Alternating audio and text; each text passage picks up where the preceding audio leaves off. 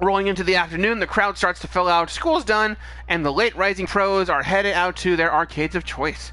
With Ashley covering the desk, my job is to wander the floor looking for problems. Or potential problems, or just making sure everyone's A-okay. But for starters, it's a good moment to collect my thoughts. I think I'm off to a decent start with my coworkers. Good first impressions at any rate, and again, I'm not doing anything romantic here yet. Cooperation's going to be a must. I've had awful coworkers before, and they can really drag down your day. Hang on, no time for daydreaming. I think I spot 3 potential issues to look into. I should have time to get all of them, but which one do I tackle first? Okay, so this is probably where I'm going to meet the other characters. So they've met the people at the Funplex, because I've heard that there's like 6 people. Let's see here. There's an irate customer near Mr. Moopy's Magic Maze. Oh, that's the classic one. Someone cursing up a storm at Fist of Discomfort, or a loud crowd around the Showtime stage. Well, let's see here. As an arcade worker, you're going to have the one-on-one conflict here.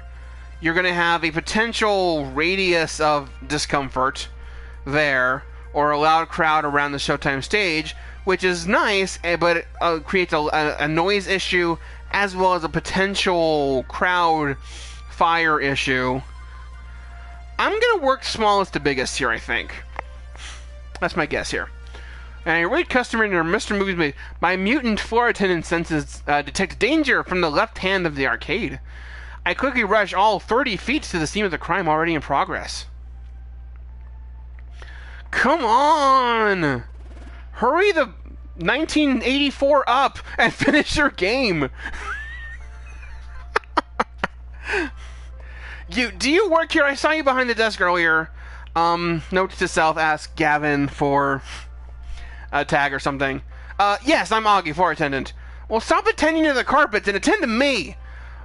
I want this 1998 to wrap up his damn game so I can play. Ashley's face is obscured beneath her costume's mask, but I can feel her wince as the man curses up a blue streak. Sir, there are children present. Please keep swearing to a minimum. You kick this fat piece of 1992 off this game, and I will sing Mary Had a Little Lamb all you want.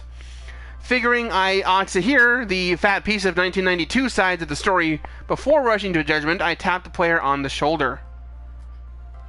He doesn't even notice. Oh man, hold on.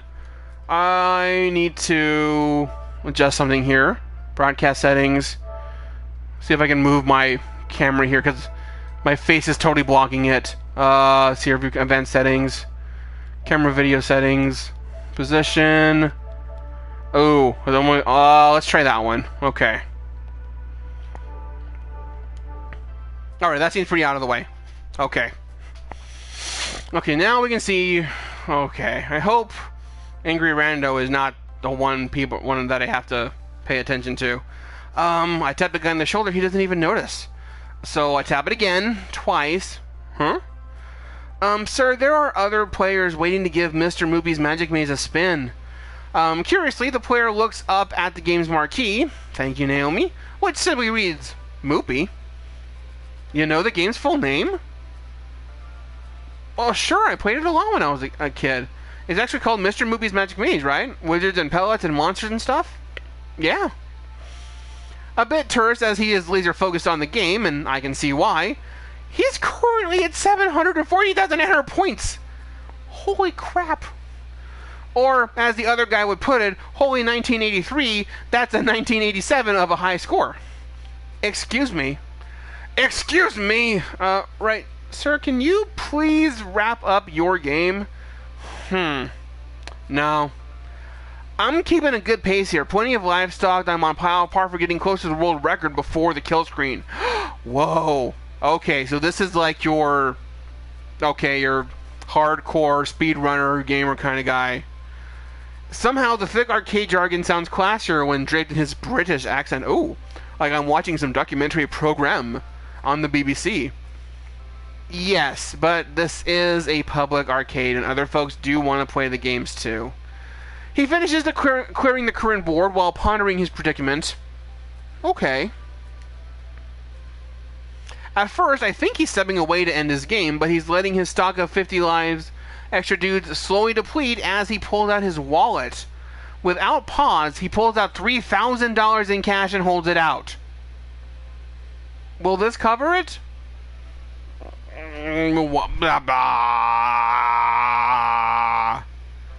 What?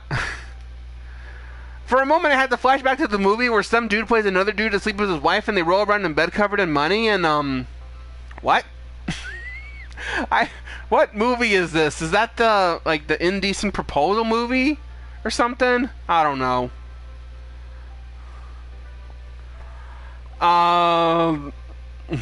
Man, I'm looking at the guy's face right there. He's either super intent on something. Cover what exactly? The cost of the game. The game itself. I have never seen this much raw cash in one place at any given time. It's not even 20s. Dude is rolling in Benjamins. Why do you have so much money on you in the first place? Why are you playing quarters? Yeah, Angry Rando, I agree. Angry Rando needs to step off here. If guy was going for world record now. One moment, please. On it! Fortunately, Iris already has my messenger app open for me with Gavin's contact info preloaded. With trembling fingers, I type in, customer wants to buy movie for $3K, what do? In less than a minute, I have my response.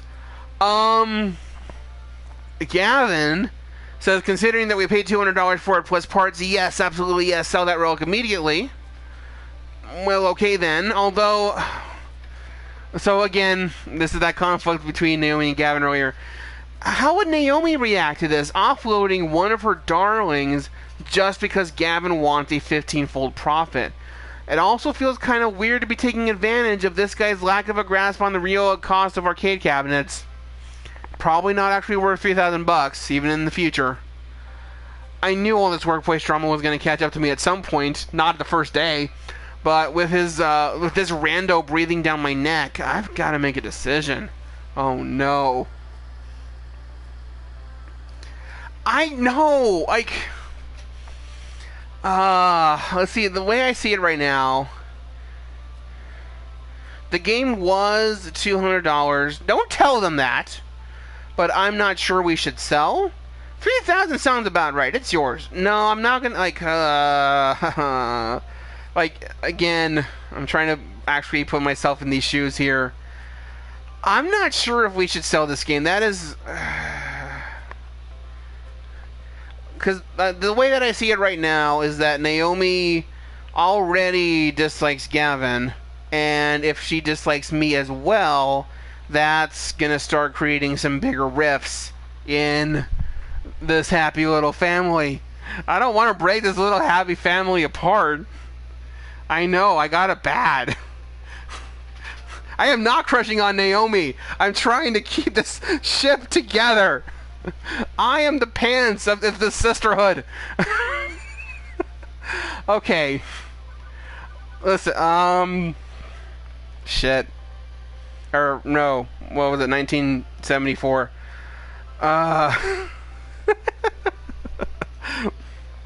Okay. I am not sure if we should sell this game. That is totally true. I'm not gonna... No, I don't want to what is it? Not freelance. Finance? No. What's the word that I'm thinking of? Fleece this guy. I don't want to fleece this guy. The game was $200, but I'm not sure we should sell. I'm just going to say I am not sure. Because I feel like even though Gavin gave the go-ahead, it would be something that needs everyone's attention or everybody's focus on. Fine. Oh man, I don't know about this. My semi-boss is COVID, but there's a lot of factors in play. I just don't think I can let you walk with the thing. I feel wishy-washy. Yes, I wish and wash that thing all the way through. This is a hard game. This isn't even hard mode. Yeah. I felt wishy-washy, not wanting to get on Naomi's or Gavin's bad sides. But the player simply smiles. Well, we can't have a mess, can we? Wouldn't be sporting. Let's compromise. I'll buy the game so I can play it whenever I want, for as long as I want, provided that nobody else is already playing, of course.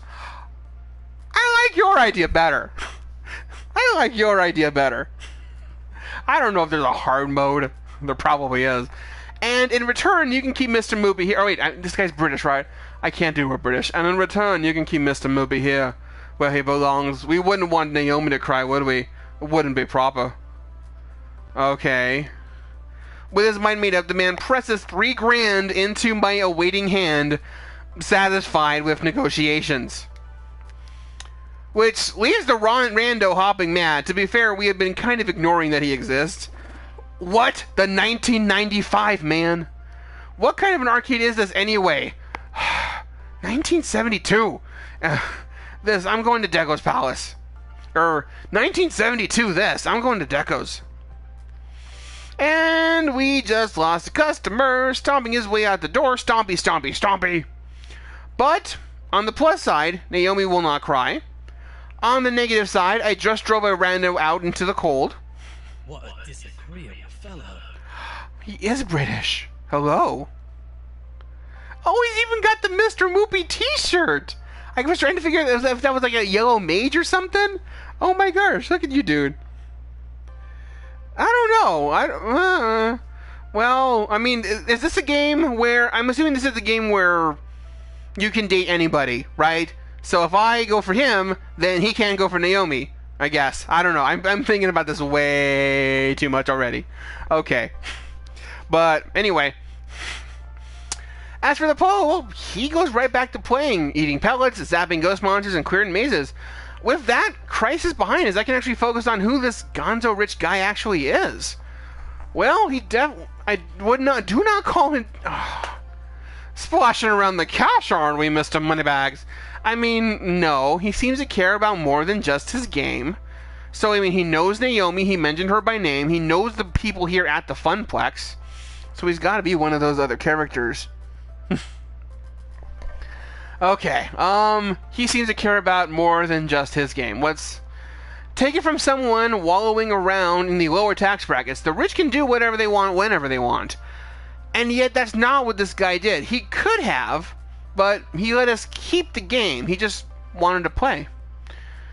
And why? Because of Naomi, because of the Funplex. It's a home and it's a family for games, and for us, it's a home. Maybe it's for the best that I sent that rando out the door in favor of this guy.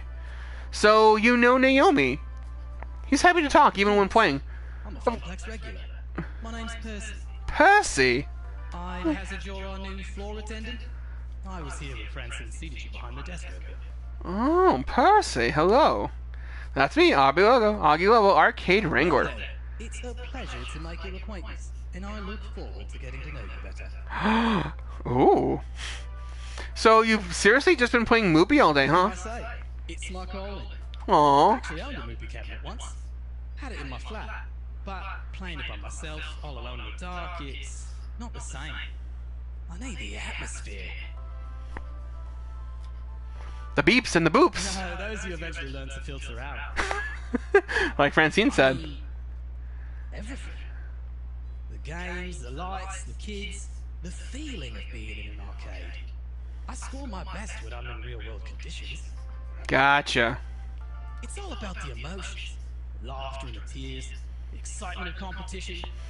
I mean, even in a game like a one-player game like that, yeah. I need that swirling chaos of human emotions around me to play at my finest. Alright, starting to sound a little more uppity. I'm starting to get a little nervous about this guy, but Naomi gets that. She keeps Moopy in top condition for the day I eventually land my high score. What's the current world record? About 3.5 million. This guy has been standing here since I was working at the morning shift. Hours and hours, and he's only 720,000 in.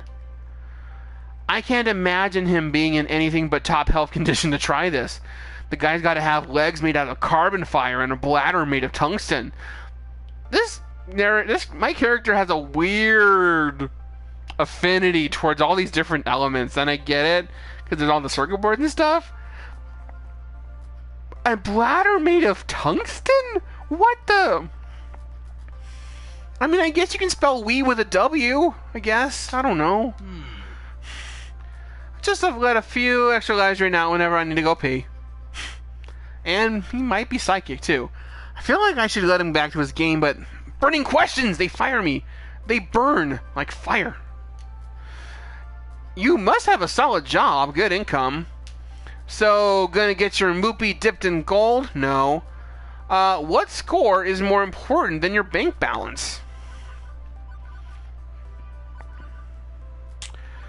I don't want to pry into, like, I don't know.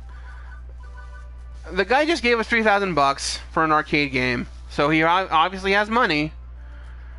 Do I implore into it? I mean, I'm sure he's talked about this with the other people then. I'm sure. Well, I'm focusing on the score. Do I focus on his... No, I'm not. I don't want to focus on the money. I want to focus on the score. There we go. I'm going to focus on the score here. Your score... Your score is more important than your bank balance? So I take it your high score is more important to you than the balance. That's the way you decided to buy Moopy, I mean. Of course, the score is more important than anything. Except eating and paying rent, and more important than anything. Oh boy. He's got something here. Also, I've got chicken coming very soon. So what I'm going to do is I'll be right back. I'm going to